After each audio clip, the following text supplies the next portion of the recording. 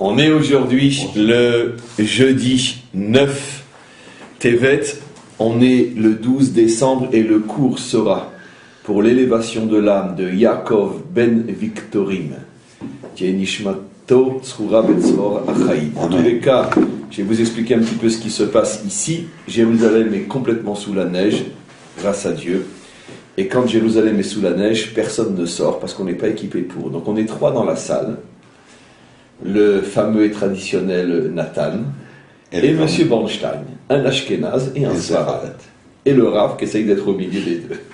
Donc ça va être un cours un petit peu particulier aujourd'hui, parce que bon, c'est un cours de Chumash, c'est un cours qui nécessite pas mal de connexions au-delà du visuel, et généralement les élèves apportent beaucoup à ces connexions.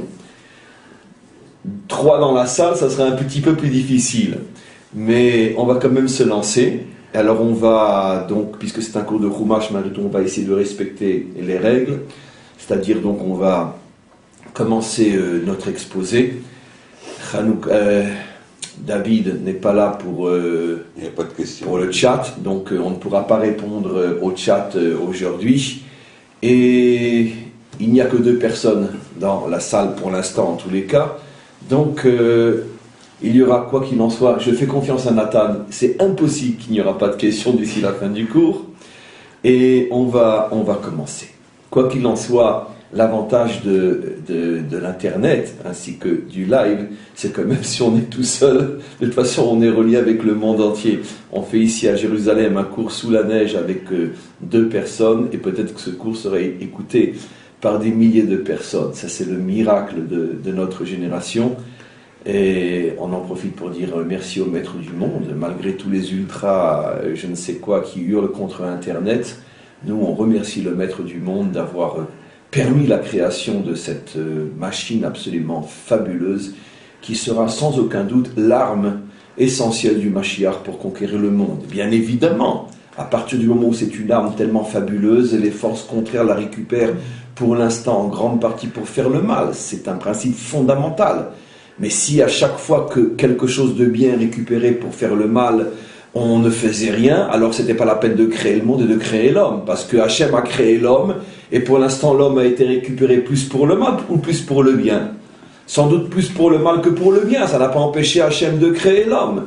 Donc de la même manière, nous ne devons pas empêcher le progrès, parce que le progrès est fondamentalement pour le bien, mais si pour l'instant les hommes l'utilisent pour le mal, ça n'engage que leur responsabilité à eux. Nous, Baruch Hachem, on sait utiliser le progrès pour faire le bien. En tous les cas, on rentre dans le cours et on va revenir sur un sujet qui va nous permettre d'introduire ce cours, un sujet déjà traité de nombreuses fois et que l'on va revoir dans l'esprit du cours de ce matin. Les maîtres de la Torah, et en particulier les grands Mekoubalim, mais en particulier le grand Hari Akadosh, le maître de tous les maîtres dans ce qu'on appelle Pnimiut HaTorah, l'intériorité secrète de la Torah, les maîtres d'Israël se sont posé la question, finalement, quelle est la racine du mal? Pourquoi les choses vont-elles si mal? Alors c'est une question grandiose, parce qu'on pourrait rapporter des milliards et des milliards de réponses à cette question-là. Et donc ils ont essayé de trouver, comme je l'explique toujours, la racine de toutes les autres. Ça veut dire, y a-t-il un point fondamental qui est à l'origine de tout ce qui va mal après? Un détraquage, un déséquilibrage, quelque chose. Bien sûr, on cherche dans l'homme, on ne cherche pas dans le monde en général. On cherche dans l'homme, l'homme étant le microcosme de l'humanité tout entière, de la création tout entière, où ça commence dans l'homme. Et voilà que le Hari Akadosh, en cédant bien sûr, c'est pas lui qui est à l'origine de cette notion-là, simplement qu'il est à l'origine de son explicitation claire, mais déjà dans le Zohar et déjà dans d'autres textes, on trouve des origines de cette explication, mais en tous les cas, le Hari Akadosh donc élabore toute une thèse, qui est bien sûr une thèse qui est complètement codée, qui ne sont que des paraboles et des messages codés, bien qu'il s'est passé quelque chose, mais disons que pas de la manière dont c'est bien sûr décrit, car comme vous le savez, les maîtres d'Israël utilisent l'image et la parabole, mais en tous les cas, il explique que dans les premiers instants de la création, pas de la création de notre monde, c'est-à-dire de la création les premiers instants de la création, avec un grand C, on ne sait pas trop ce que cela veut dire, au moment où le maître du monde pose tous les principes fondamentaux qui vont gérer son monde, et en particulier il place à cet endroit-là et à ce moment-là les principes du bien et du mal, c'est-à-dire de ce qui fait progresser les choses et de ce qui les empêche de progresser ou qui les détruit, comme la santé qui permet à l'homme de progresser, la maladie qui empêche le progrès, même dans la nature, les forces de la vie et les trous noirs qui sont des destructeurs de vie. C'est-à-dire que ce principe est un principe qui est fondamental et qui existe à l'extérieur même de l'homme, des forces destructives et des forces constructives. Mais encore une fois, on est dans l'homme. Et donc, à ce moment-là, dans les tout premiers instants de la création, Hachem place les principes fondamentaux de ce qui va permettre l'histoire. Et encore une fois, dans le langage codé des maîtres d'Israël et surtout du Ari Akadosh, il explique que c'est à ce moment-là qu'il y a eu ce qu'on appelle le Olam HaTohu, auquel la Torah fait allusion dans le deuxième verset du récit de la création, et la terre était Tohu Vebohu, et les maîtres de la Kabbalah expliquent qu'il ne s'agit pas de la terre de la nôtre, parce que le mot terre ne veut pas forcément et uniquement dire notre terre, le mot terre veut dire tout espace. Il y a des espaces en dehors de notre espace. D'une certaine manière, la lune et le soleil sont aussi des terres, dans la mesure où il s'agit d'une matière. Donc dans l'hébreu biblique, même le soleil s'appelle terre, Eretz, en ce sens qu'il est un espace de matérialité, même si sa matérialité est différente de la nôtre. Quoi qu'il en soit, même les mondes spirituels, ça veut dire non matériel et physique, s'appellent aussi terre. Et donc la Torah fait allusion à une terre appelée Bohu, ou Tohu surtout. Et le Ari Akadosh explique que qu'est-ce qui s'est passé à cet endroit-là. Les énergies n'ont pas été contenues par leur réceptacle, parce que les énergies étaient débordantes et trop fortes pour les réceptacles.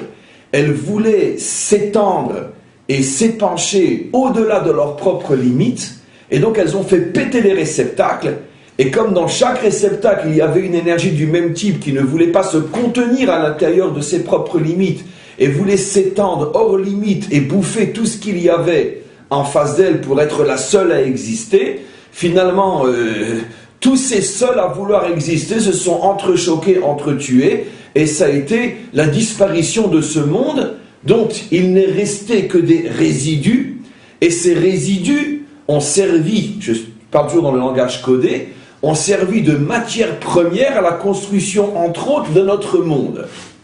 Voilà, arrive un troisième, un très courageux, Richard Bach, que l'on félicite pour son courage. Voilà. C'est un plaisir, c'est vrai que c'est un plaisir. Je vais marcher sous la neige, ils en font tout un plat ici. En tous les cas, donc, ça a servi, donc ces résidus ont servi donc de matière première à la création des mondes en général, mais surtout du nôtre. Alors, qu'est-ce que cela veut dire ?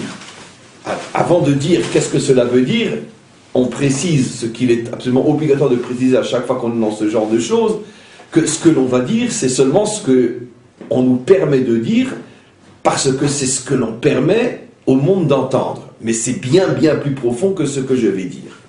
Quoi qu'il en soit, à notre niveau, ce que cela veut dire, c'est que le Ari Akadosh fait allusion au fait que la racine première, fondamentale, la matrice qui engendre tous les problèmes de l'histoire humaine, c'est l'incapacité qu'a l'homme de se tenir à sa place et de ne pas déborder au-delà de ses limites et d'essayer d'être ce pourquoi il n'a pas été créé, parce que c'est à l'extérieur de ses limites, de ses compétences, de sa nature, de sa raison d'être, et surtout du projet qui lui a été donné.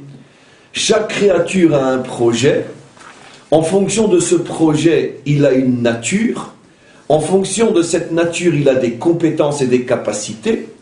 Et si tu veux vivre au-delà de ton projet, ce qui veut dire que tu veux acquérir une nature qui n'est pas la tienne et des compétences qui ne sont pas les tiennes, tu vas complètement te détruire et surtout détruire tous ceux qui sont à l'extérieur de toi. Pourquoi ? Parce que tu rentres dans leur domaine, tu rentres dans leur propriété, tu rentres dans leur zone d'action et finalement tu les empêches d'agir, tu es un intrus.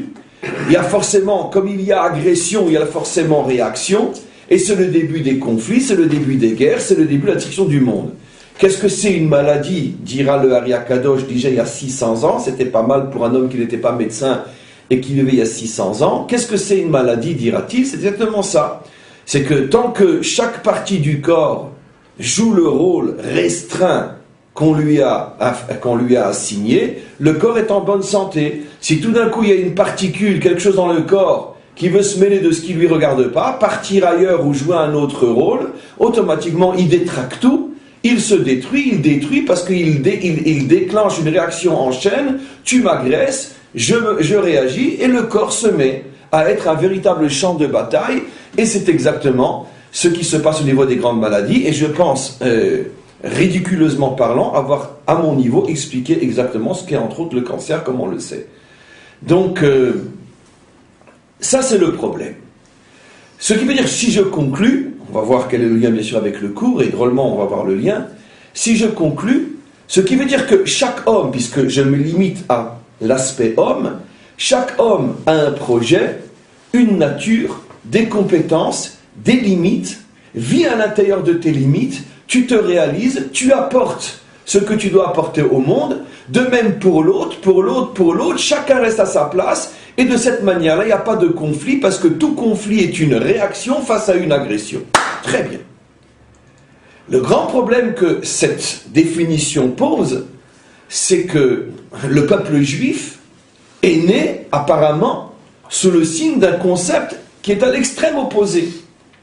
Puisque la fameuse sortie d'Égypte, qui est l'essence de la naissance d'Israël, puisque on répète constamment dans notre vie en souvenir de la sortie d'Égypte, nos maîtres expliquent, et on le sait tous, que le mot Égypte en hébreu se dit Mitzrayim, qui en vérité ne veut pas dire Égypte, mais qui veut dire le monde des limites, Metzarim.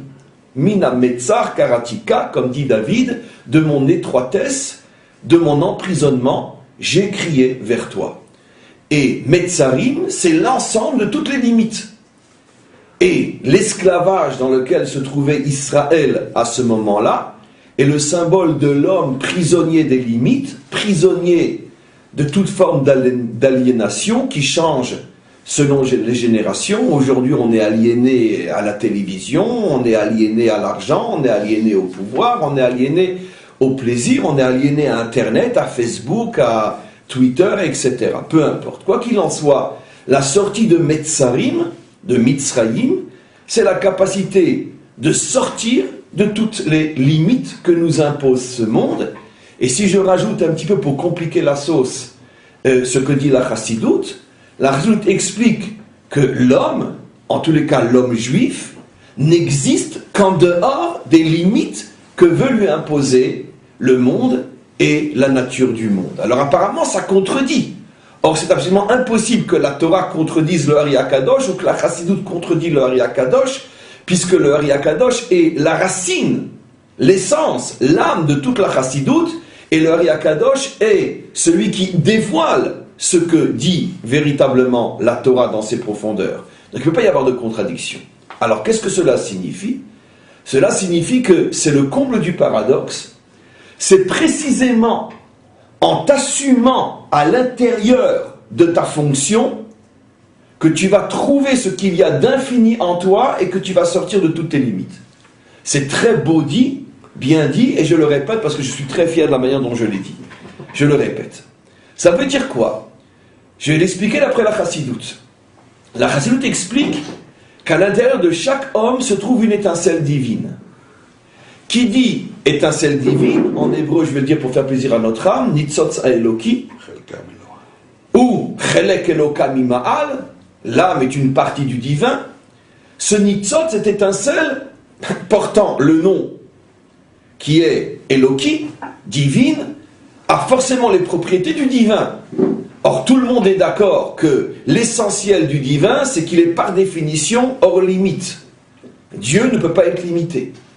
Donc, si le maître du monde a doté chacun d'entre nous d'une étincelle divine, c'est-à-dire que chacun d'entre nous porte en lui quelque chose d'infini. Seulement, le maître du monde a posé une condition maintenant extrêmement logique, extrêmement cartésienne. Quelle est la condition il a posée? Dans la mesure où toi tu es cette étincelle, et lui il a cette étincelle, et l'autre, et l'autre, et l'autre, chacun de vous est infini. Il ne peut pas y avoir de place dans un monde fini pour une infinité d'infini. Tout le monde va bouffer tout le monde. Donc qu'est-ce qui se passe? Le maître du monde a créé ce qu'on appelle dans la chassidoute, en français le paradoxe, mais le principe du kol yachol. C'est quoi le kol yachol? Ça veut dire l'infini dans le fini. C'est-à-dire que si tu te limites à ne t'exprimer qu'à l'intérieur du projet que je t'ai confié, je te promets que va se dévoiler en toi l'étincelle divine, et en se dévoilant, tu vas devenir infini dans la réalisation de ton projet. Mais si tu veux jouer un rôle qui n'est pas le tien, et tu t'écartes de ton projet, à ce moment-là, cette étincelle divine ne se dévoilera pas à toi, et donc tu vas sombrer, succomber sous la règle implacable de ce monde, ce qui dit que toute chose qui sort de ses limites se détruit, car la nature a horreur de ce qui sort de ses limites. Quand la mer sort de ses limites, elle détruit tout, c'est-à-dire que la nature ne permet pas la vie en dehors de ses limites, et donc si tu sors de tes limites, automatiquement tu vas détruire et te détruire. Pourquoi? Parce que étant perçu comme un destructeur, tu vas provoquer des réactions contraires, et c'est la fin du monde. On peut donner un autre exemple, c'est que si tu as quelque chose de relativement petit en face de toi, pour le voir, il faut que tu te mettes en face. Si tu te mets sur les côtés, tu ne le verras plus. De la même manière, pour pouvoir percevoir et se connecter à cette étincelle divine qui est en toi, il faut que tu sois en face d'elle, c'est-à-dire dans la ligne droite de la mission qui a été confiée à cette étincelle divine. Mais si tu t'écartes un petit peu, tu ne verras plus cette étincelle, tu te déconnectes, tu perds tes forces infinies, et automatiquement tu deviens un produit 100% naturel, et un produit 100% naturel, dès qu'il sort de ses limites, il pourrit. C'est tellement simple, tellement évident, qu'avec ce seul secret, on peut partir à la conquête du monde, dans le sens positif du terme. Mais tout le problème c'est que l'homme refuse, justement, ce principe, ou il refuse de connaître ses compétences. Avant de rentrer véritablement dans le cours, qui est absolument magnifique après cette introduction, je veux juste signaler, pour le redire de manière beaucoup plus simple, que tous les problèmes humains, tous les échecs sur le plan professionnel, sur le plan familial, sur le plan couple, sur le plan social, sont tous la conséquence de ce problème-là. Parce que l'homme toujours a des prétentions qui sont complètement au-delà de ses compétences. Et c'est pour ça qu'il se détruit et détruit. Ah, pourquoi je me limiterais? Non, je t'ai pas dit de te limiter. Je veux que tu sois infini, mais à l'intérieur de tes compétences. Sois le plus grand de tous les médecins du monde, mais n'essaie pas d'être un avocat. Sois le plus grand de tous les techniciens du monde, mais n'essaie pas d'être un poète. Sois le plus grand de tous les musiciens du monde, mais n'essaie pas d'être un ingénieur. C'est pas tes compétences. Dans ce domaine-là, t'es nul. Alors, ça veut dire quoi, que la surnature? Alors, la surnature est que si je trouve, ou plutôt j'accepte mes compétences qui commencent par le fait de découvrir ma mission, à l'intérieur de mon domaine, rien ne pourra m'arrêter. Je serai le plus grand. Et chacun peut être le plus grand dans son domaine. Mais comme chacun a un domaine différent, il n'y a pas de conflit. Puisque à quoi ça ressemblerait? Ça ressemblerait à une autoroute, dans les deux sens, qui a une infinité de voies, même si les voitures font du 400 à l'heure, comme en Allemagne, je crois qu'il n'y a pas de restriction là-bas, même si les voitures, les BMW et les Mercedes, font du 300 à l'heure, les autoroutes sont hyper grandes, et on sait aujourd'hui qu'en Europe, l'endroit où il y a le moins d'accidents, c'est précisément sur les autoroutes allemandes. Donc toute la thèse de moins on va vite et plus on moins on va plus vite et plus on va moins à l'accident, c'est de la foutaise. Pourquoi? Parce que c'est pas vrai. C'est pas vrai. La vérité dépend des autres. Mais on ne dépend pas que de nous. On va pas faire un cours de conduite, c'est vrai. Mais globalement, ce que je veux dire, la vie serait comme une grande, immense autoroute. Chacun a une BMW. Il n'y a pas d'excès de vitesse, mais sur ta ligne. Si tu es sur ta ligne, tu rencontres personne, et effectivement, je confirme ce que vous dites. Mais si tu sors de ta ligne, tu rentres dedans. Mais si tu tiens ta ligne, fais du 500 à l'heure. Et effectivement, c'est quelque chose dont chacun d'entre nous peut s'apercevoir. Si je trouve où et comment est ma connexion avec mon étincelle divine, dans mon domaine, je suis le meilleur. Et je n'ai peur de personne. Plus de jalousie, plus de concurrence, plus de ci, plus de ça. C'est impossible. Qui peut me faire peur? Dans mon domaine, je suis le meilleur. Personne ne peut me faire de l'ombre. Quand un homme sent qu'il est le meilleur, de quoi il va avoir peur? Quand un homme sait que personne ne pourra lui faire de l'ombre, de quoi il va avoir peur? Pourquoi il sera en colère avec quelqu'un? Mais pour sentir que tu es le meilleur, il faut que tu sois très très très humble. Et c'est pas pour faire un jeu de mots que je le dis, parce que c'est tellement vrai. Comment? Je suis le meilleur, je suis très très humble? Oui. Tu es très humble en ce sens que tu connais tes limites. Tu sais et connais tous les domaines où tu es un nul. Et tu ne cherches pas à briller dans les domaines qui ne sont pas les tiens. Mais dans mon domaine, vous allez voir, je suis le meilleur. Et j'ai peur de personne. Si chacun arrivait à ça, eh ben c'est la délivrance. C'est le monde de la délivrance. Un monde où tout le monde est géant, mais personne n'écrase l'autre. Pourquoi? Parce que sur mon chemin, je ne rencontre personne. J'ai personne donc à écraser. Maintenant, toi, tu es un géant dans ton domaine. Je ne suis pas jaloux de toi. Tu n'es pas sur ma route. Toutes les jalousies commencent quand tu es sur ma route. Qu'est-ce que tu fais là? C'est mon affaire. Qu'est-ce que tu fais là? Ce que je dis n'est bien sûr pas seulement dans le domaine spirituel. Je pense que vous l'avez compris. Même dans le domaine matériel. Tout ce qui se passe dans le monde du travail, qu'on passe 99% de son temps, pas à construire son affaire, mais à penser comment détruire celle de l'autre. Tout le monde le sait aujourd'hui, c'est devenu grotesque à en mourir de honte. 90% des préoccupations d'un patron d'affaires aujourd'hui, c'est que faire pour détruire l'autre. Mais pourquoi? Parce que tu t'es pas connecté à tes compétences. Tu rentres dans un domaine qui n'est pas le tien. Et lui aussi, et lui aussi, et lui aussi, et chacun se bouffe. Mais si tu avais trouvé ta connexion, mais t'es le plus grand, personne ne peut rien te faire. T'as peur de quoi? Qu'il te fasse de l'ombre? C'est impossible. Mais tu n'es pas seul dans la vie. Mais encore une fois, pour chacun, il y a une route qui n'est pas la mienne. C'est ça le grand secret de cet enseignement du Ari Akadosh. Pour chaque homme sur terre, il y a une route sur laquelle personne ne peut lui faire de l'ombre. Je ne dis pas qu'il ne faut pas une grande dose de foi, d'émouna, de croyance pour accepter un principe pareil. C'est un principe énoncé par un maître d'Israël, donc par un croyant. C'est évident que je ne suis pas du tout certain qu'un homme hyper cartésien, laïque et non croyant accepterait ce genre de définition de l'existence. Il dirait au contraire, la vie est une jungle, chacun bouffe tout le monde, et c'est possible. Mais on est en train d'étudier la Torah. Maintenant, selon la vision de la Torah, le monde est suffisamment grand pour laisser à chacun exprimer ses compétences sans déranger l'autre. Mais le vrai problème est, c'est ça le fameux secret du Olam Hatou qu'a expliqué, le vrai problème est que personne n'arrive à se connecter à cet infini qui est en lui, au niveau duquel il n'aura plus peur de personne, parce que tout le monde se préoccupe du chemin de l'autre, et chacun marche sur les plates-bandes de l'autre, et chacun se fait bouffer et détruire par l'autre. Quel rapport avec notre paracha? On va pouvoir commencer maintenant. Au tout début de la paracha, d'abord techniquement, vous avez compris qu'il y a une anomalie dans notre paracha. J'en ai déjà parlé 2 fois dans 2 cours différents cette semaine, et maintenant pour la 3e fois, mais d'une manière encore un petit peu différente, que les parachiotes, donc les différentes sections écrites dans la Torah, lorsqu'on termine une paracha et on en commence une autre, on laisse un espace connu de quelques lignes pour montrer qu'on a terminé un sujet, on en commence un nouveau.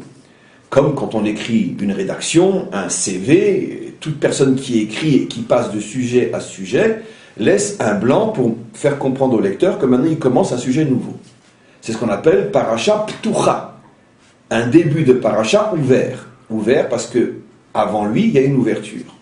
Or, notre paracha, qui est la dernière paracha du premier livre de la Torah, nous terminons ce Shabbat, le premier livre de la Torah, Parashat Vayechi, est une paracha stouma, une paracha fermée.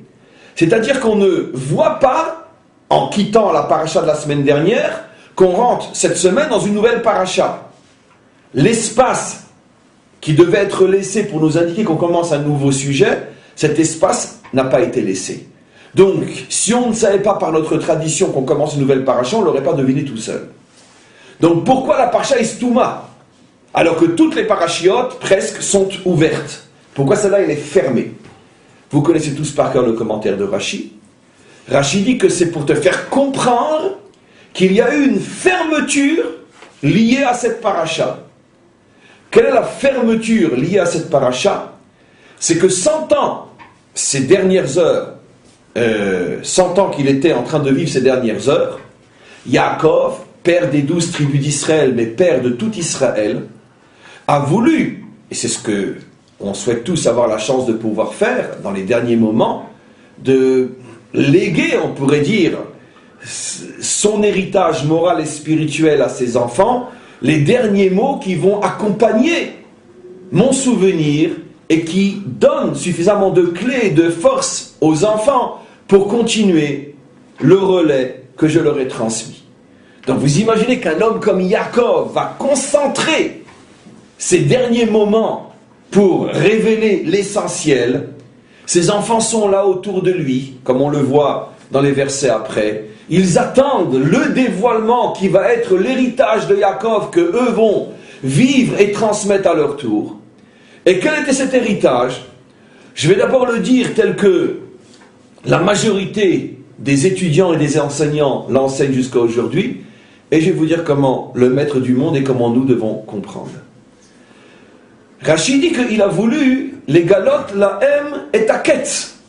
Comment tout le monde comprend, il a voulu leur dévoiler et Taket tout le cheminement de l'histoire jusqu'à la délivrance finale. Voilà ce qu'il a voulu leur dévoiler. Vous êtes au tout commencement de l'histoire d'Israël, vous n'êtes même pas encore descendu, enfin si, on est en Égypte, mais le premier exil n'a même pas encore commencé. Mais moi je vais vous dévoiler les galotes, les métaquettes, je vais vous ouvrir le voile de l'histoire, je vais vous montrer tout ce qui va se passer jusqu'à la délivrance finale. Quand il a voulu faire ça, encore une fois, ce n'est pas l'explication que je vais donner, c'est la traditionnelle celle-là. Et quand il a voulu faire ça, Nista Mimeno, Hachem lui a dit non, tu ne pourras pas dévoiler. Bien sûr, il a pensé pouvoir dévoiler parce qu'il était en état de connexion, il recevait le flux, il a vu avec les yeux de son âme jusqu'à la fin, jusqu'au quête. Il a voulu, ce qu'il voyait au niveau des yeux de son âme, il a voulu le faire descendre au niveau de sa bouche et le transmettre. Et c'est resté bloqué, Nistam. J'ai dit non, toi tu le vois, mais tu ne le transmets pas. Nistam. Et pour bien nous faire comprendre qu'il y a eu une volonté d'ouvrir qui a été fermée, c'est la raison pour laquelle la paracha est fermée. Ça c'est l'explication traditionnelle. Elle vaut ce qu'elle vaut, mais elle n'est qu'au niveau du pshat. Rentrons plus profondément. Les maîtres se posent la question, si on reste à ce niveau de compréhension, on a une très très grosse question et qui rend cette explication inacceptable. En tous les cas inacceptable si on fouille un peu plus. Comment peut-on imaginer que Yaakov ait l'intention de dévoiler à ses enfants et à travers eux, à toutes les générations à venir, tout ce qui allait se passer, tout le ta'alir depuis ce moment-là jusqu'à la délivrance finale. Mais si on l'avait laissé faire, il aurait détruit dans son essence le principe même de l'histoire humaine, qui est le libre arbitre, qui est la possibilité de choisir, de faire des erreurs, de réparer et de continuer.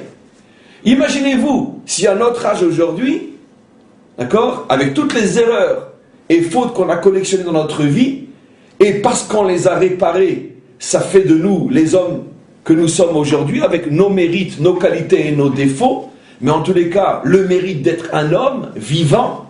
Imaginez-vous si à l'âge de 13 ans, on nous avait révélé déjà tout le parcours et on avait vu tout ce qu'il faut faire et ne pas faire. On aurait gagné qu'on n'aurait pas fait de bêtises. Mais qu'est-ce qu'on aurait perdu? C'est qu'on ne serait plus un homme. On serait une chose robotisée, un robot moral. La pire des choses qui puisse arriver à un être humain. Un robot spirituel. Un ange en français. Un bon à rien. Donc, Il aurait pu dévoiler des balises, et pas un chemin forcé. On va y arriver. On va y arriver. Et je vais vous le montrer dans le mot même. Donc, la première compréhension, disent nos maîtres, est impossible.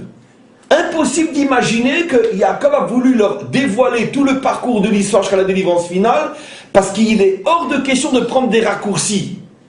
On est obligé de passer par des fautes, par la faute du veau d'or, par ci, par ça, ça fait partie du processus qui construit l'homme à force de chuter, comme d'ailleurs que le roi Salomon révélera. Shiva Yipol Tzadik Vekam, qui est le juste, pas celui qui n'est pas tombé, celui qui a su se relever 7 fois après être tombé 7 fois.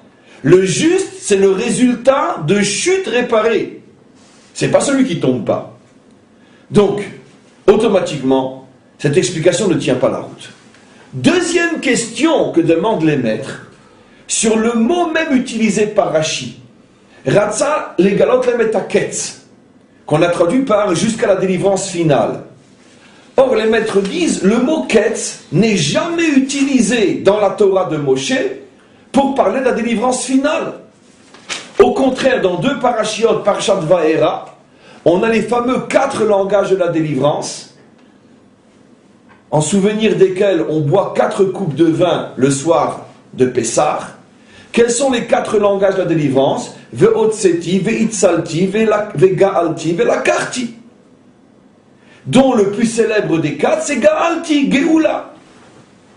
Mais le mot ketz, on le voit nulle part dans la Torah comme étant un mot utilisable pour parler de la délivrance finale. Donc pourquoi Rashi dit-il ici Ratza legalot lahem et haketz? Ratza legalot lahem et Geoula acharona, et Yitzia. Mais pourquoi et haketz?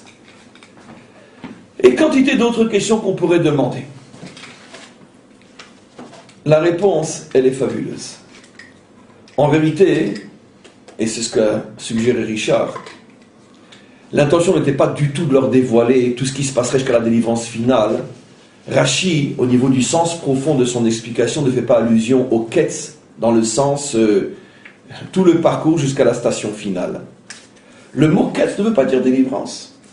Il est utilisé de temps en temps par les prophètes, je crois une fois. Si je me trompe pas, mais là ça n'engage que mon ignorance, si je me trompe, il me semble que seulement une fois dans toute la Bible, 1 ou 2 fois maximum, et par Daniel, le mot ketz fait allusion à la délivrance finale, comme il est dit, va maintenant te reposer jusque les et ketz, jusqu'à la fin, jusqu'à la délivrance, et là-bas c'est clair que le mot ketz fait allusion à la délivrance. Mais en tous les cas, là on n'est pas dans Daniel, qui va vivre des millénaires après, on est dans la Torah de Moshe.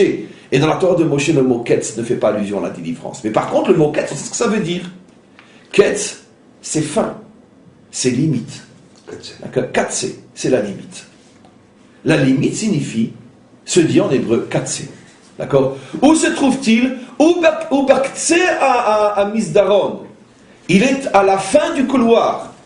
Unimtsa Bektsé à Cheder. Il se trouve à l'extrémité de la pièce. Qu'est-ce que c'est ketz? C'est la limite. C'est l'endroit où je ne peux plus aller plus loin, s'appelle ketz. Maintenant vous avez compris. L'intention de Yaakov n'était pas, bien sûr, qu'à Dieu ne plaise de dévoiler à ses enfants et à nous-mêmes tout le parcours de l'histoire jusqu'à la délivrance finale. Mais l'intention de Yaakov était de transmettre à ses enfants les principes fondamentaux qui permettront à Israël de traverser l'histoire et d'arriver à la délivrance finale. Dit d'une autre manière, l'intention de Yaakov était d'enseigner à ses enfants ce qui est l'essentiel et l'essence de toute la Torah. Et c'est quoi l'essentiel et l'essence de toute la Torah? Apprendre où sont les limites. Ratza legalot lahem et haketz. Et c'est d'ailleurs ce qu'il va faire. Quand il... Allez, je vais vous expliquerai après. Je vais d'abord expliquer c'est ce qu'il va faire, après je reviendrai en arrière. C'est ce qu'il va faire. Dans les bénédictions qu'il donne à ses enfants, disent nos maîtres, il dévoile à chacun qui tu es et méfie-toi d'essayer d'être ce que tu n'es pas. Voilà qui tu es. Voilà ce que Hachem t'a donné comme mission. Si tu respectes ce qu'on t'a donné et que tu fais l'effort d'être ce que tu es, tu vas réussir. Si tu essayes d'être ce que tu n'es pas, tu vas te détruire. C'est exactement ce qu'il leur dit. Ah, pourtant, on explique qu'il a voulu, il n'est pas arrivé. Alors là aussi, il y a une explication extraordinaire. L'intention de Yaakov était de dire clairement à chacun de ses enfants, et donc à chacun d'entre nous, puisqu'on vient tous d'une des 12 tribus, de lui dévoiler réellement, d'une manière claire et absolument visible, où commencent tes compétences et où elles s'arrêtent. J'ouvre juste une parenthèse. Ah, bah alors dans ce cas-là, il court-circuite le libre arbitre? Mais pas du tout. Je vais donner un exemple dans la vie de tous les jours. Il y a des tas de fautes qu'on fait parce qu'on n'a pas la force de dire non, alors qu'on sait que ça va nous ficher en l'air. Un homme est marié, il a des enfants, il a une vie honorable, respectable. Il se fait attirer par un démon qui ressemble à je ne sais quoi. Il y va. Il ne sait pas qu'il va foutre sa vie en l'air, qu'il va se retrouver avec un divorce et des enfants déchirés. Il y va quand même. Il connaît sa limite. Ah, pourquoi il y va? Parce que le Yetzirah, il s'en fiche de ta limite. Et des exemples comme ça, on en met tous les jours. Yaakov ne voulait pas court-circuiter le libre arbitre. Il voulait tout simplement aider ses enfants à comprendre où, pour chacun d'entre eux, se situe le problème. Ta limite, elle est là, parce que ta mission s'arrête là. Si tu sors de ta mission, t'es mort. Tu veux sortir de ta mission, sors. Quand tu vis au 13e ou au 10e étage, tu as des fenêtres pour t'empêcher de tomber. Si tu veux l'ouvrir et sauter, c'est ton problème. Mais moi, je te montre où est la fenêtre. Dit dans un langage plus juif, ce qu'il voulait faire, c'est construire un ma'aké sur le toit de chacun. Le toit, c'est-à-dire ma limite, je te mets un ma'aké, je te mets une protection pour que quand tu seras arrivé à ta limite, tu ne tombes pas. Parce que des fois, ça monte à la tête, d'accord? Quand un homme a réussi dans un certain type d'affaires, et puis bon, Hachem, il a une grande réussite, tout d'un coup, il s'imagine qu'il va réussir dans toutes les autres. Et c'est comme ça que c'est le début de la vie. Très souvent, c'est comme ça. Donc il a dévoilé. Alors il voulait dévoiler clairement, en termes, si vous voulez, en termes pragmatiques, clairs, le commencement et la fin de chacun de ses enfants, reliés au début du cours, dans le but de les connecter à l'infini qui se trouve en eux, donc l'infini dans le fini, mais ça on ne lui a pas laissé faire. On dit non, dévoiler trop clairement, tu ne peux pas. Parce que, je vais le dire de manière un petit peu simpliste, mais parce que je n'ai pas besoin d'en dire plus dans le cadre du cours, Hachem lui dit non Yaakov, si c'est trop clair, malgré tout, tu portes malgré tout atteinte au libre arbitre. Contente-toi de donner des principes généraux. Et c'est ce qu'il a fait. Qu'est-ce qu'il a fait? Bon, eh bien il a caché toutes les clés de ce principe à l'intérieur des bénédictions qu'il a fait à chacun de ses enfants. Le Ari HaKadosh explique entre autres que si on avait la sagesse pour décrypter chacune des bénédictions faites aux enfants, on aurait toutes les clés de la construction de l'histoire juive. Ça ne veut pas encore forcément dire que l'Isra ne sera pas plus fort que notre compréhension, mais on aurait au moins la compréhension. Donnons un exemple dans la vie de tous les jours et à l'avance, excusez-moi, en ce qui vous concerne, vous et j'imagine beaucoup d'autres, de donner des exemples si simples et tellement évidents. On a un grand problème aujourd'hui en Israël. Un grand problème, qu'à Dieu ne plaise. On n'est que celui-là. Mais l'armée de tous, l'armée pour tous, y compris de ceux qui étudient la Torah à plein temps, ou qui veulent. Comme j'ai toujours, et vous le savez tous, il n'y a pas un juif qui a un minimum de cerveau dans la tête qui va dire le contraire de ce que je dis, car même le père Lapide le disait aussi. Tout le monde est d'accord qu'il faut une partie d'Israël qui s'assoit et étudie la Torah toute la journée. Car ça a toujours existé dans notre peuple. Tout le problème est de savoir combien, et jusqu'à quel âge, et pendant combien de temps. Le problème n'est pas sur le principe, le problème il est sur sa mesure. Sur ça, toutes les tensions à l'intérieur du peuple juif. Oui, non, quoi, qu'est-ce? Mais sur le principe, tout le monde est d'accord. Le problème, c'est qui mesure le principe. Yaakov, lui, ce qu'il voulait, c'est donner les critères de mesure. Je vais vous expliquer, dans ce genre de problème, quel est le critère de mesure. Mais non, vous pouvez ne pas l'accepter. Mais moi, je vous le donne, le critère de mesure. Donnons un autre exemple. Tout le monde est d'accord que quand, chas v'shalom, on est malade, on doit se doter du meilleur médecin et beaucoup prier, beaucoup faire de mitzvot et beaucoup investir sur le plan moral et spirituel. C'est ce que n'importe quel juif sain, avec et santé, sait. Mais le problème, c'est où est la mesure? Combien j'investis dans la guérison matérielle? Combien j'investis dans la guérison spirituelle? Un autre exemple. Tout le monde est d'accord, quand on est un juif sain, avec et santé, qu'on ne peut pas concevoir une vie juive authentique sans consacrer un temps à l'étude de la Torah. Je ne parle même pas de la pratique des mitzvot, c'est évident, mais à l'étude de la Torah.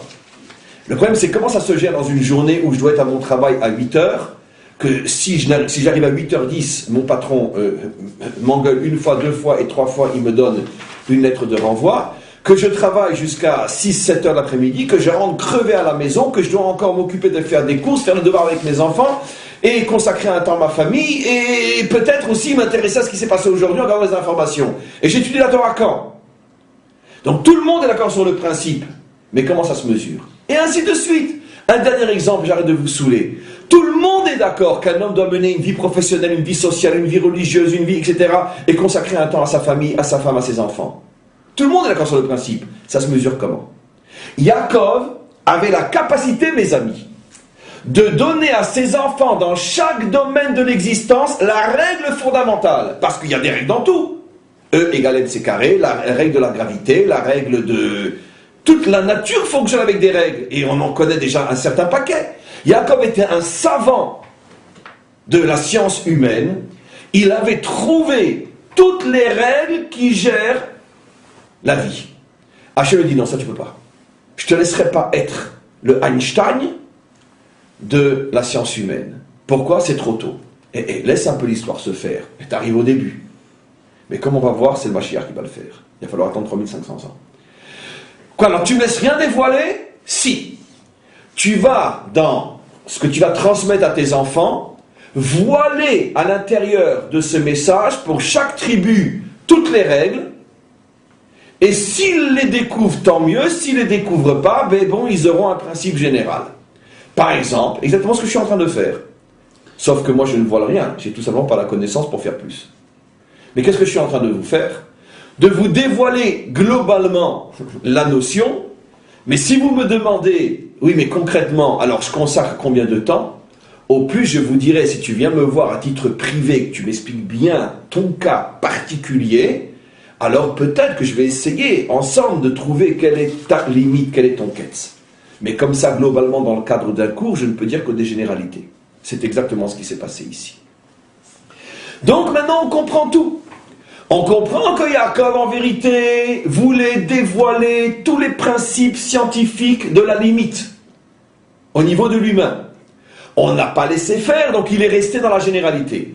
Maintenant, cette explication, comme bien évidemment, puisqu'elle est la vraie et la seule, ne contredit pas l'explication plus répandue dans le monde au niveau de ceux qui ne connaissent pas la Torah en profondeur, parce que le Sod ne contredit jamais le Pshat.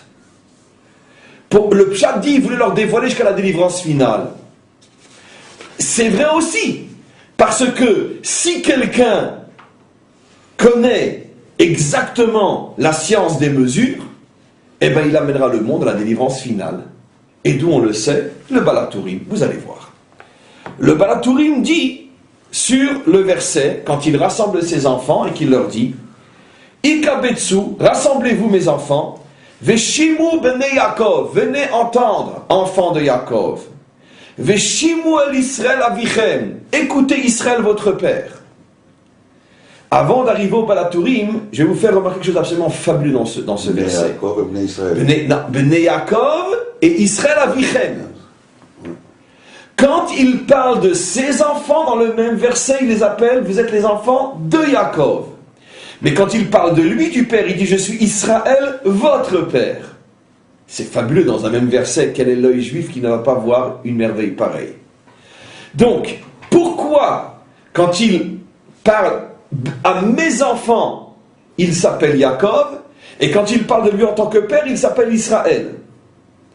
Ici, le Baal HaTurim sent qu'un grand secret est caché, et effectivement, le Baal HaTurim dit que dans ce verset, et cacher le dévoilement du Mashiach.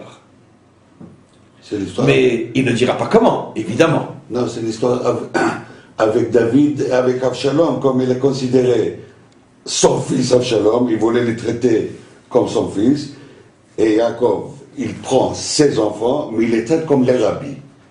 Moi, je suis ton rabbin, et je te dis comment il faut faire. Je ne suis pas ton père maintenant. Peut-être effectivement quelque chose là-dedans. Mais en tous les cas, comme on va le voir dans quelques instants, le Balaturim et Méramez, que dans ce verset se cache l'identité du Mashiach. Mais bien sûr, vous n'imaginez pas qu'il va nous la révéler. Mais au moins, il nous met les yeux sur le problème. À un niveau beaucoup plus simple, avant de revenir sur le Balaturim, qu'est-ce que signifie, pourquoi par rapport aux enfants, il s'appelle Yaakov, mais quand lui se présente, il s'appelle Israël? On le sait, c'est facile à notre niveau. Toute notre tradition le dit et le répète. Les deux noms donnés au même personnage, Yaakov et Israël, Yaakov, lorsque l'identité juive est voilée, elle est en exil. Israël, lorsque l'identité juive se dévoile et qu'elle est délivrée. Dévoilée, délivrée. Donc, le monde de la délivrance. Le peuple juif s'appelle Yaakov pendant tout le temps de l'exil, il s'appelle Israël au moment de la délivrance. Ça, on l'apprend dans la paracha elle-même où il a changé de nom. Puisque c'est au petit matin, lorsqu'il s'est battu toute la nuit contre l'ange, qui symbolise le combat de l'exil, au petit matin, l'ange lui a dit, maintenant tu t'appelleras Israël. Donc, revenons maintenant sur ce verset. Il appelle, quand il s'adresse aux enfants, Bné, il dit, je suis Yaakov. Ça veut dire, pendant toute l'histoire des enfants, vous allez porter le nom de Bné Yaakov. Parce que c'est ça l'histoire des enfants, d'être Bné Yaakov. Mais la finalité de l'histoire, c'est de découvrir le nom Israël. Et c'est justement sur cette fin de verset, où il dit « Je suis Israël », en fin d'histoire « Je suis Israël », qu'est-ce que nous dit le Balaturim? Une merveille. « Shamuel Israël », écoutez, le but, bien que vous êtes Bnei Yaakov, le but est d'arriver au dévoilement d'Israël. Les Gematria, vous avez les Gematria, Nathan. Il dit, le Balaturim, il fallait le faire, qui aurait pensé? Si tu fais la valeur numérique de Shamuel Israël, tu trouves Zou Kitso Shel Melech HaMashiach. C'est le Ketz du Melech HaMashiach. Alors, là aussi, c'est très compliqué cette formulation. Zo Kitso Shel Melech HaMashiach. Mot ça veut dire quoi? C'est la fin du Melech HaMashiach. C'est l'extrémité du Melech HaMashiach. C'est la délivrance du Melech HaMashiach. Tout le monde, avant ce cours, va expliquer selon ma troisième explication. C'est-à-dire, Zo Kitso Shel Melech HaMashiach, c'est la délivrance du roi Mashiach. Or, c'est mal dit. C'est pas la délivrance du roi Mashiach, c'est la délivrance apportée par le roi Mashiach. Mais on n'aurait pas dû dire dans ce cas-là Zo Kitso Shel Melech HaMashiach, qui signifie la délivrance du Melech HaMashiach lui-même. C'est pas lui qui est délivré, c'est lui qui nous délivre. Donc c'est mal dit en hébreu. Donc forcément, le Balaturim suggère ici une autre lecture, celle qui est celle du cours d'aujourd'hui. Kitso Shel Melech HaMashiach, on ne parle pas ici de la délivrance qu'il apporte au monde. C'est une évidence puisqu'il est Mashiach. Mais la manière dont il va l'apporter la délivrance, il va révéler le secret du Ketz. Zo Kitso Shel Melech HaMashiach. Depuis que Yaakov a essayé de dévoiler au monde la sagesse des limites et que ça lui a été voilé, cette sagesse de la limite n'a été donnée à aucun homme. Mais viendra le Mashiach qui lui aura le droit de dévoiler le Ketz.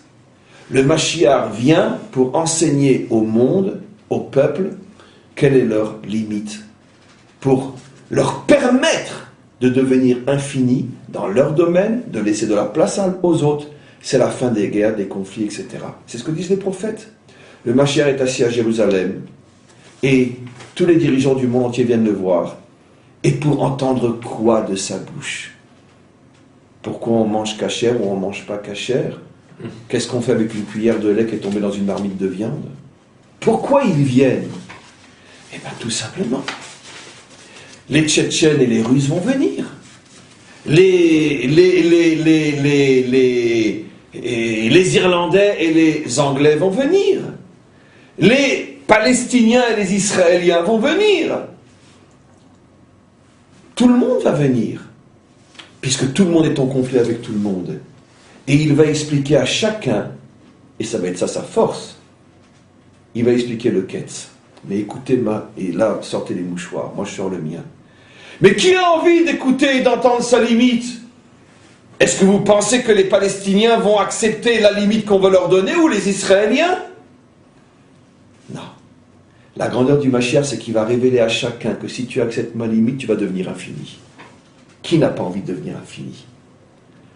Ça veut dire qu'il va dire aux Palestiniens, ça c'est moi ce que je dis, hein, d'accord?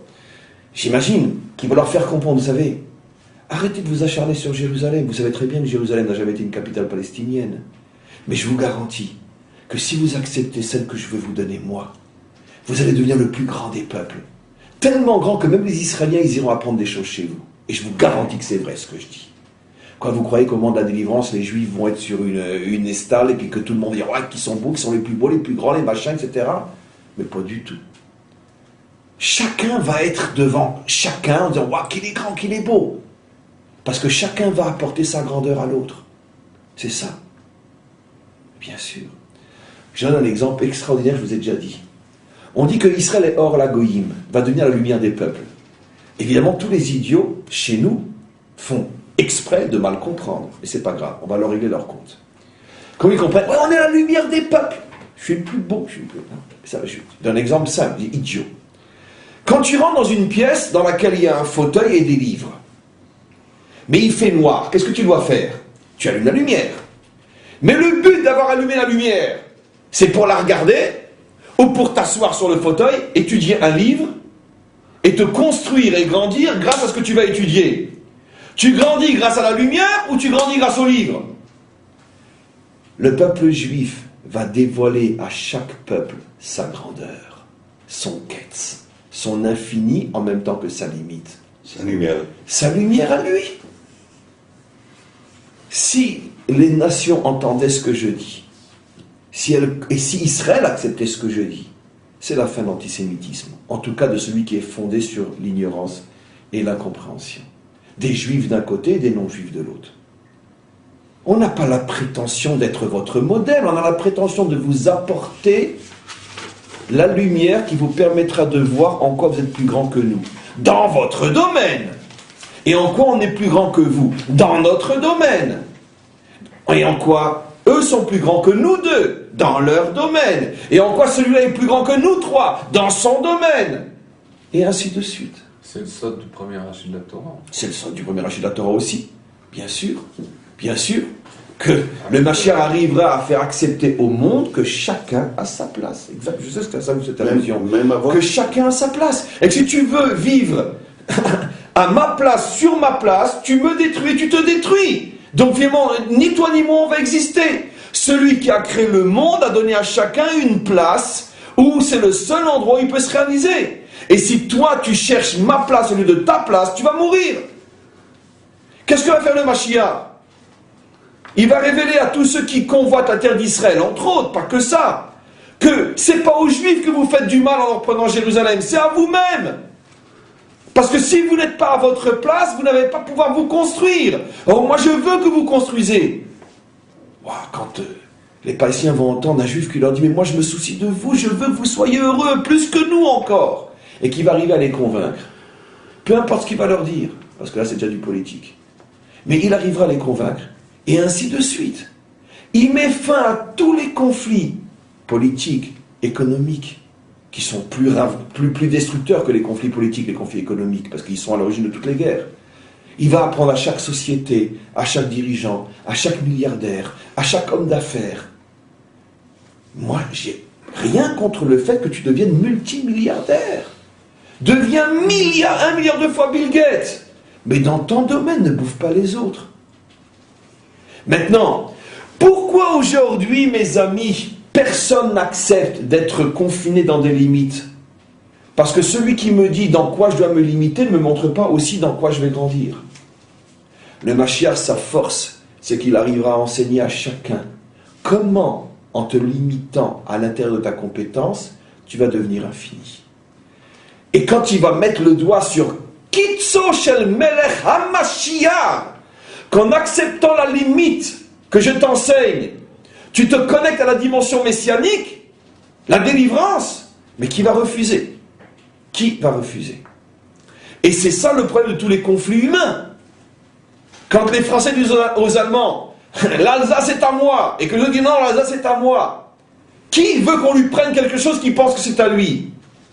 Mais si celui qui veut prendre l'Alsace, supposons qu'elle soit à lui, en même temps dévoile à l'autre que, en ne prenant pas l'Alsace, c'est précisément comme ça que tu vas grandir, et que tu vas arriver à un résultat encore beaucoup plus grand que si tu prends ce qui n'est pas à toi, non mais très bien, garde-la. Tiens, alors comment je grandis?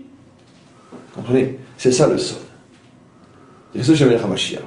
On va s'arrêter là pour l'instant et on pose des questions. Bon, alors moi j'ai remarqué plusieurs fois, vous parlez des mal, mais ça a commencé avec la lune et le soleil. Quand Baram a Rotodolim, et tout d'un coup il y avait des disputes entre la lune et le soleil. Dispute de la lune. Mais n'allez pas vite parce que là vous touchez une notion très importante. Allez doucement. Ça a commencé effectivement, quand j'ai dit tout à l'heure que ce que nous enseigne le Ria Kadosh, il y a déjà des allusions dans la Torah elle-même, je faisais allusion à ça.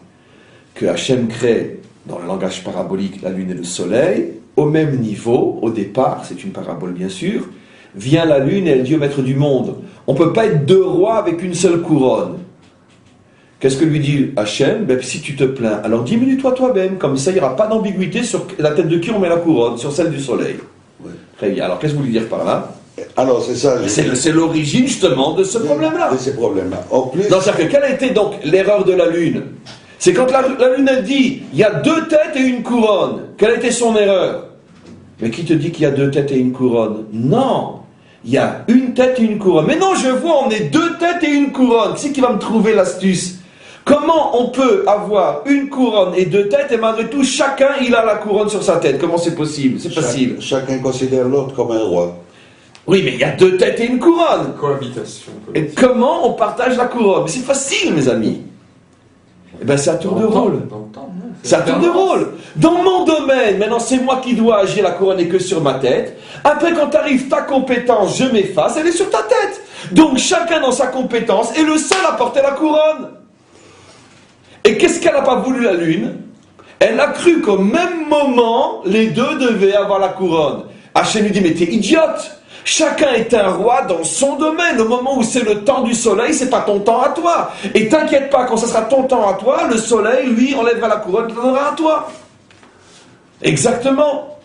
C'est ça le grand problème. Mais au départ, quand il y a la création, moi je vois pas comment c'est écrit le mal. Katouv, Vayar Kitov. Il a construit les mondes par les tov, pas par les mal. Nachon. Alors, où il y a les mots les mal, alors je trouve pas les mal. Dans la Torah, on parle de l'origine du mal, c'est pas encore le mal.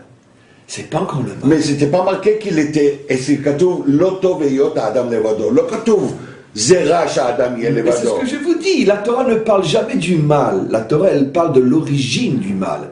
L'origine du mal est dans une mauvaise gestion du bien. C'est de nombreux coups, pas plus tard que celui d'hier.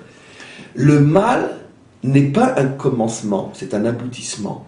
Parce que tu gères mal le bien au moment où tu es encore dans le bien. C'est au moment où ça va bien avec ta femme que tu prépares le divorce. Et c'est pourquoi? Parce qu'au moment où ça va bien, tu ne fais pas attention suffisamment à certaines erreurs que tu accumules en disant « Bon, mais c'est pas grave, on s'aime. » Tu lui as manqué 3 fois de respect. 4 fois, elle t'a fait une allusion au quoi elle avait besoin de toi, tu n'as pas été présent. Mais c'est pas grave, on s'aime. C'est vrai, on s'aime. Mais tu prépares l'explosion parce que dans 2 ans, on s'aimera moins. C'est parce que tu gères mal le bien que tu arrives au mal.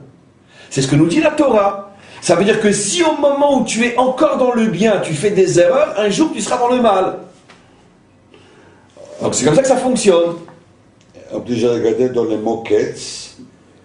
Ketz, en hébreu moderne, je ne sais pas si c'est dans la Torah aussi, pour se réveiller, on dit Yekitza. Nachon. Non, ça veut dire aussi, il y a Ketz Yaakov Mishinato, il s'est réveillé.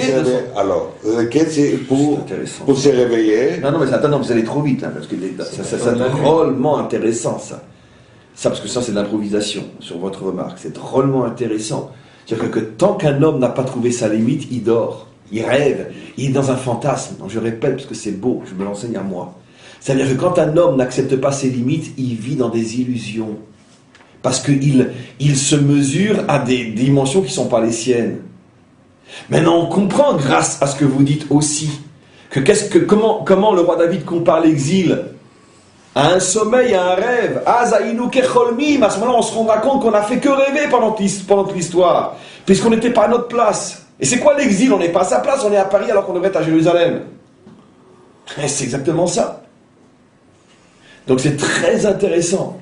Ça veut dire qu'en vérité, un homme vit dans l'illusion, dans le sommeil, tant qu'il n'a pas trouvé sa limite. Encore une fois, mais qui veut trouver sa limite? Mais oui, parce qu'en trouvant ta limite, tu trouves l'infini.